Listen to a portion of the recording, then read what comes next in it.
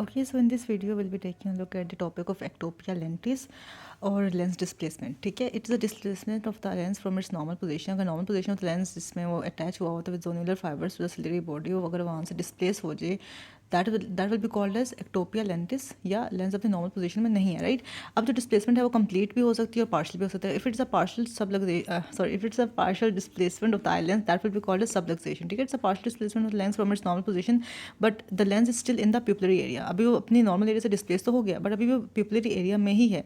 ठीक है, that will be called as subluxation और पार्शियल डिस्प्लेसमेंट ऑफ लेंस. ठीक है, अच्छा, as you can see here कि ये पार्शियली डिसलोकेटेड लेंस है. जो black area that is the pupillary area जो पीछे से हमें नज़र आ रहा है लेंस के पीछे से, और ये लेंस जो है ये सुपीरियरली और मीडियली वो हुआ है, डिस्प्लेस हुआ है. ठीक है, अच्छा, देन वी हैव एक subluxation. Second is luxation. It's a complete dislocation of the lens from the pupillary area rendering the pupil aphakic. Aphakic means without lens. तो अगर कंप्लीट डिसलोकेशन हो जाए लेंस की, जहाँ पर जो पिपल का एरिया है वो बिल्कुल हमें हम ब्लैक नजर आए, उसमें कोई क्रिस्टलाइन स्ट्रक्चर ना हो, that will be called as luxation. So subluxation is partial displacement of the eye lens and luxation is complete dislocation of the lens from the pupillary area rendering the pupil aphakic. ठीक है, तो ये सब luxation और luxation का पता होना चाहिए. अब एक्टोपियल लेंसेज या लेंस की डिस्प्लेसमेंट होती क्यों, ऐसे कुछ कॉन्जेंटल या हेरिडिटरी फैक्टर्स हैं, कुछ उसके एक्वायर्ड कॉजेज़ है. तो अब हमने हेरिडिटरी और एक्वायर्ड दोनों कॉजेज़ को देखना है. तो देयर आर सर्टन सिंड्रोम्स और जिनमें हम देखते हैं कि एफेकिया तो नहीं खैर, लेकिन एक्टोपियल लेंसेज की कंप्लेंट ज़रूर होती है.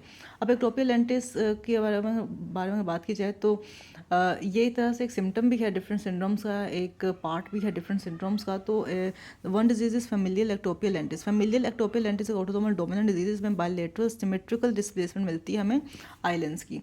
तो इसमें और तो कोई कंप्लेंट नहीं होती पेशेंट को, लेकिन इसमें बायलेटर दोनों आंखों में जो लेंस होते हैं वो डिस्प्लेस होते हैं और सिमेट्रिकली डिस्प्लेस्ड होते हैं, और एक फेमिलियल कंडीशन हम कहते हैं familial ectopia lentis. Second is ectopia lentis et pupal.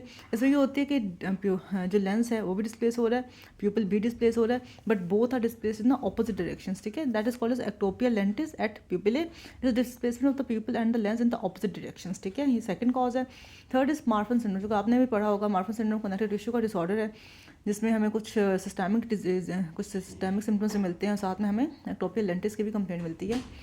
और इसमें हमें ऑकुलर मैनिफेस्टेशन मिलती हैं, कार्डिक मैनिफेस्टेशन मिलती हैं, साथ स्केलेटल मैनिफेस्टेशन मिलती हैं. 50 to 80% ऑफ पीपल में बायलेटरल डिस्प्लेसमेंट होते हैं लेंस, लेकिन किस तरह के डिस्प्लेसमेंट होते हैं, वो होते हैं सुप्रो टेम्पोरल. ठीक है, मतलब अपवर्ड और लेटरल डिस्प्लेसमेंट होती है आई लेंस की.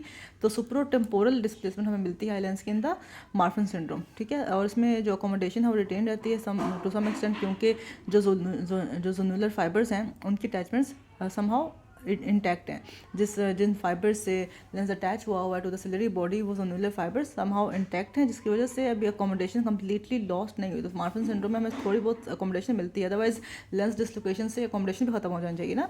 अच्छा, इन एडिशन टू एक्टोपियल लेंटिस हमें और क्या क्या कंप्लेंट मिलती है इन केस ऑफ मार्फन सिंड्रोम. हमें साथ में एक्सियल मायोपिया भी मिल रहा है, जिसमें आई बॉल का साइज भी इनलार्ज है. ग्लोकोमा भी मिल रहा है ड्यू टू डिसलोकेटेड लेंस, और जो रेटिनल डिटैचमेंट है उसका भी रिस्क बढ़ जाता है. तो axial myopia, glaucoma and increase risk of retinal detachment और also observe with ectopia lentis in case of Marfan syndrome. ये तो हो गई उसकी ऑकुलर मैनिफेस्टेशन. ऑकुलर मैनिफेस्टेशन के अलावा उसकी जो सिस्टमिक मैनिफेस्टेशन होती है उसमें ये होता है कि मस्कुलर स्केलेटल डिफेक्ट होता है, लाइक एरेक्नोडेक्टिली होती है, फिंगर्स का डिफेक्ट एक्नोडेक्टली होगी, लॉन्ग लिम्स होंगे, जॉइंट फ्लेक्सिटी होगी, और काइफोस्कोलियोसिस होता है, और हाई आर्च पैलेट, जो कि सारे कनेक्टिव टिश्यू से रिलेटेड डिफेक्ट्स हैं. कार्डियोवास्कुलर एनोमलीज में हमें एओर्टिक डायलेटेशन मिलती है और एओर्टिक एनेरिज्म के चांसेस ज़्यादा होते हैं. ठीक है, तो ये कार्डियोवास्कुलर हो गया. मस्कुलर स्केलेटल फीचर में एक्नोडेक्टली है, लॉन्ग लिम्स हैं, जॉइंट फ्लेक्सिटी है, काइफोस्कोलियोसिस और हाई आर्च पैलेट है. अच्छा, तो one was familial ectopia lentils. Second was ectopia lentis at pupillae.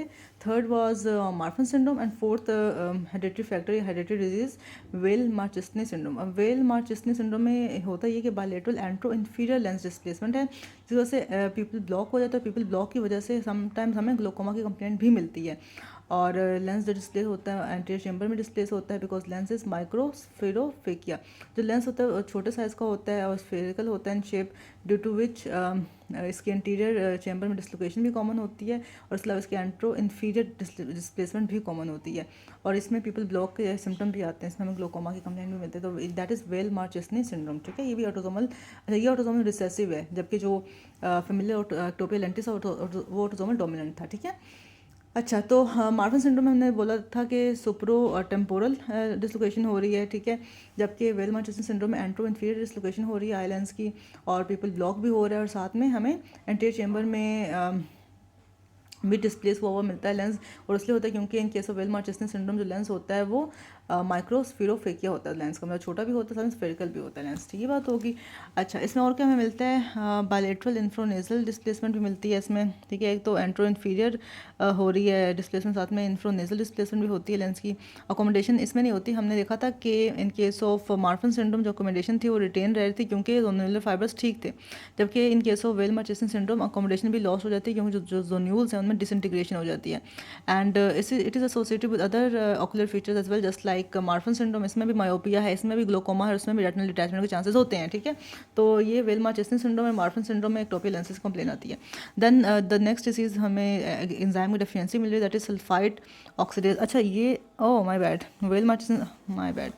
अच्छा, वेल मर्चेसन सिंड्रोम के बाद हमने ये तो पढ़ा ही नहीं है, होमोसिस्टिन यूरिया, जिस इंडिविजुअल में एंजाइम की डेफिशिएंसी हो, जिसने मेटाबोलाइज करना है होमोसिस्टिन को और मेथियोनिन को, उसकी डेफिशिएंसी होती है। The enzyme is cystathionine beta synthase, cystathionine beta synthase enzyme की अगर डेफिशिएंसी होगी तो डेफिनेटली ब्रेक डाउन नहीं होगा प्रॉपर्ली होमोसिस्टिन का, मेथियोनिन की इसकी अकोमुलेशन हो जाएगी, और इस होमोसिस्टिन यूरिया के डिफेक्ट में भी हमें एक्टोपिया लेंटिस से कंप्लेन मिलती है। यस माय बैड, हमने मार्फन सिंड्रोम पढ़ा, हमने वेल मर्चेसन सिंड्रोम पढ़ा, जिसमें वेल मर्चेसन में हमने बोला था कि एंट्रो इन्फीरियर और एंटीरियर चेम्बर में डिसलोकेशन हो रही है ड्यू टू माइक्रोस्फीरोफेकिया, ठीक है, माइक्रोस्फीरोफेकिया की वजह से।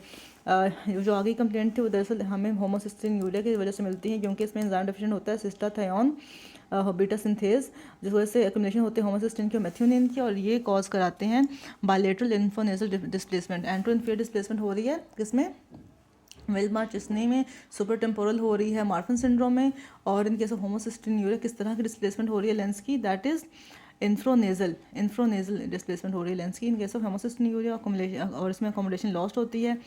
तो अच्छा, इसको हम कंपेयर कर सकते हैं, होमोसिस्टिन यूरिया को हम कंपेयर करेंगे विद मार्फन सिंड्रोम, क्योंकि उसमें अकोमोडेशन रिटेन थी, इसमें अकोमोडेशन लॉस हो ड्यू टू जोन्यूलर डिसइंटीग्रेशन, और इसमें भी मार्फन सिंड्रोम जैसे एसोसिएटेड ऑकुलर फीचर्स आ रहे हैं, जैसे मायोपिया है, ग्लोकोमा है, और रेटिनल डिटैचमेंट है। तो एक तो सिस्टाथियोन बीटा सिंथेज एंजाइम डेफिशिएंसी है, second enzyme deficiency sulphide oxidase deficiency, sulphide oxidase deficiency sulphide oxidase deficiency again autosomal recessive disorder है, just like well Marchesani syndrome, ठीक है। इसमें एक्टोपिया लेंटिस से यूनिवर्सल फाइंडिंग होती है, जिसका ट्रायल पे प्रोग्रेसिव साइकोमोटर डिटोरिएशन, मतलब पेशेंट साइकोलॉजिकली भी डिटोरिएट करेगा, और प्रोग्रेसिव मसल रिजिडिटी भी होगी, मतलब उसको स्केलेटल भी डिफॉर्मिटी आएंगी, और उसका जो IQ है वो भी लो होगा, ठीक है। और इन पेशेंट्स में जो लाइफ स्पैन होता है वो भी लेस देन 5 ईयर्स का होता है। तो that is sulphide oxidase deficiency, जो कि ऑटोसोमल रिसेसिव डिसऑर्डर है, जिसमें हमें साइकोमोटर प्रोग्रेसिव साइकोमोटर डिटोरिएशन मिल रही है, स्केलेटल मसल रिजिडिटी मिल रही है, और लो IQ है, और साथ में एक्टोपिया लेंटिस भी उसकी यूनिवर्सल फाइंडिंग है। अच्छा, इसमें नेक्स्ट डिसऑर्डर है दैट इज़ हाइपरलाइसिनेमिया। इसमें भी अगेन जो लाइसिन को मेटाबोलाइज करने वाला एंजाइम है वो डेफिशिएंट होता है, और हाइपरलाइसिनेमिया में भी अभी ऑटोसोमल रिसेसिव है, इसमें भी हमें एक्टोपिया लेंटिस की कंप्लेंट मिलती है। ये सारे हो गए उसके हेरिडिटरी कॉजेज, ठीक है, जो कि एक्टोपिया लेंटिस कॉज करा सकते हैं। क्या familial ectopia lentis, then we have ectopia lentis et pupillae, then we have Marfan syndrome जो कि ऑटोसोमल डोमिनेंट है, then we have Weill Marchesani syndrome जो ऑटोसोमल रिसेसिव है। मार्फन सिंड्रोम में हमारे पास super temporal type of displacement थी, Weill Marchesani syndrome में हमारे पास antero inferior type of displacement है, होमोसिस्टिन यूरिया में हमारे पास again infranasal type of displacement है, और सल्फाइड ऑक्सीडेज डेफिशिएंसी में हमारे पास लेस देन 5 ईयर्स का लाइफ स्पैन आता है। हाइपरलाइसिनेमिया में अगेन हमारे पास एक्टोपिया लेंटिस से कंप्लेन होती है क्योंकि जो लाइसिन मेटाबोलाइज एंजाइम है लाइसिन अल्फा कीटोग्लूट्रेट रिडक्टेज, इसकी डेफिशिएंसी होती है। अब हम बात करते हैं acquired causes of ectopia lentils की। एक्वायर्ड कॉजेज क्या हो सकती है लेंस के डिस्प्लेसमेंट? ट्रॉमा बहुत इंपॉर्टेंट है, आई ट्रॉमा बहुत इंपॉर्टेंट है, हाई मायोपिया बहुत इंपॉर्टेंट है, लार्जर साइज होता है आई बॉल का, और हाइपर मैच्योर कैटरेक्ट ही हाइपर मैच्योर हो गया, लाइक मोर्गेग्निन कैटरेक्ट बन गया या कैल्सिफाइड कैटरेक्ट बन गया, तो उसमें भी उसकी डिस्लोकेशन चांसेस होते हैं अगर स्यूडो एक्सफोलिएशन हो रही है कैटरेक्ट की, बिकॉज उसमें एपिथेलियम तो होता ही है, वो अगर स्टार्ट होगी तो उसमें भी डिस्लोकेशन के चांसेस होते हैं। अगर बुफ्थल्मोसा लाइक उसका इंट्राओकुलर प्रेशर बहुत बढ़ा हुआ है आई का, और ग्लोकोमा की कंप्लेन है, उसमें भी हो सकती है डिस्लोकेशन। सिलेरी बॉडी का कोई ट्यूमर है उसमें भी डिस्लोकेशन हो सकती है क्योंकि ये सिलेरी बॉडी के साथ ही अटैच हुआ होता है लेंस। तो ट्रीटमेंट के ऑप्शंस क्या हो सकते हैं एक्टोपिक लेंटिस से? तो अगर तो ये कोई ऐसा जिस सबलक्सेशन है, कोई ऐसा कॉम्प्लिकेशन कॉज नहीं कर रहा, तो उसको वहाँ रहने दें, और जो उसकी वजह से रिफ्रैक्टिव एरर आ रहा है उसको ट्रीट करने के लिए स्पेक्टेकल्स यूज़ कर सकते हैं। और अगर लेंस प्रॉब्लम करे, कॉम्प्लिकेशन कॉज कर, तो हम उसको रिमूव कर सकते हैं। रिमूवल ऑफ लेंस एक ट्रीटमेंट है, और secondly use of spectacles to correct the refractive error, ठीक है। अच्छा, इंडिकेशन ऑफ सर्जरी, सर्जरी की इंडिकेशन तब होती है, इसको रिमूव करने की इंडिकेशन तब होती है जब लेंस इंड्यूस्ड ग्लोकोमा शुरू हो जाए, क्योंकि जब लेंस की डिसलोकेशन के बाद प्यूपिलरी ब्लॉक आता है तब ग्लोकोमा कॉज हो सकता है। अगर लेंस इंड्यूस्ड ग्लोकोमा है तो हम सर्जरी करते हैं, अगर लेंस इंटीरियर चेंबर में आ रहा है तो हम इसकी सर्जरी करते हैं, और अगर कैटरेक्ट बनने लगे उस रिप्लेस लेंसेज में तो हम उसकी सर्जरी करते हैं। और अगर उसकी वजह से इंट्रैक्टेबल एमेट्रोपिया शुरू हो गया है, दैट इज़ इंट्रैक्टेबल, तो भी हम फिर सर्जरी कर देते हैं। कॉम्प्लिकेशन क्या हो सकती हैं एक डिसलोकेटेड लेंस की वजह से? तो उसमें कैटरेक्ट बन सकता है। एक अगर उसकी होगी डिस्प्लेसमेंट इंटीरियर चेंबर में, तो एंडोथीलियल टच होगा कॉर्निया पे, ठीक है। इसके अलावा डिस्प्लेसमेंट हो सकती है उसकी विट्रस में, तो उसके इंटीरियर चेंबर में डिस्प्लेसमेंट हो सकती है, उसकी विट्रस में डिस्प्लेसमेंट हो सकता है, उसमें कैटरेक्ट बन सकता है, उसको से ग्लोकोमा हो सकता है, ड्यू टू पुपिलरी ब्लॉक और एंगल क्लोजर ग्लोकोमा बन सकता है। So that's all about the important points about the ectopia lentis. ये ऐसी इमेज हमें नजर आएगी, डिस्प्लेस्ड होगा, और हमें प्यूपल पीछे से फेकी या ब्लैक से मिलेगा, ठीक है। सो या that is about the important points of ectopia lentils.